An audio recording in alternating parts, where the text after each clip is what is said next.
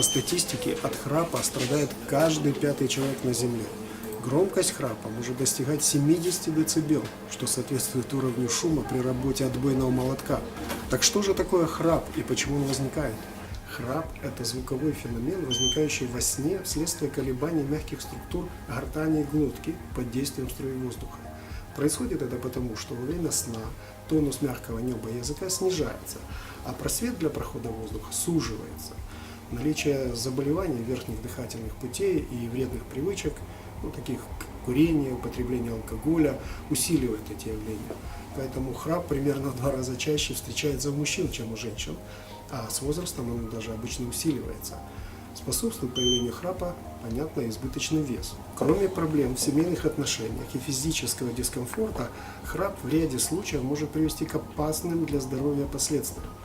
Так доказано, что у храпящих людей за ночь могут наблюдаться кратковременные остановки дыхания, что приводит к кислородному голоданию мозга. В результате на утро вы будете испытывать слабость, сонливость, снижение работоспособности. В таком состоянии можно заснуть в самых неподходящих ситуациях, например, за рулем автомобиля.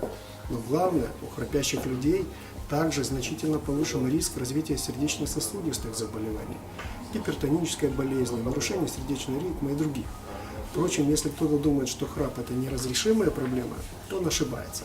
С храпом можно и нужно бороться. Мы подготовили для вас несколько полезных советов. Первое. Как я уже говорил, риск возникновения храпа увеличивается при избыточном весе. Поэтому регулярные занятия спортом, физические нагрузки, нормализация массы тела – все это может способствовать снижению этого риска. Второе. Постарайтесь избавиться от вредных привычек. Курение, злоупотребление алкоголем. Это, кроме храпа, поможет вам укрепить здоровье. Третий момент. Старайтесь спать на боку, либо на животе, но не на спине.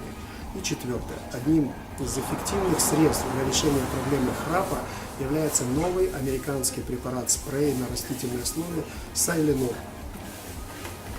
В отличие от большинства существующих средств, Сайленор влияет не только на процесс храпа, но и на его причины. Содержащиеся в нем эфирные масла, глицерин, полисорбат тонизируют мягкое небо и устраняют его вибрации. Экстракт эхиноцеи, прополис, масло эвкалипта и метилсалицилат уменьшают отек и оказывают противовоспалительное действие.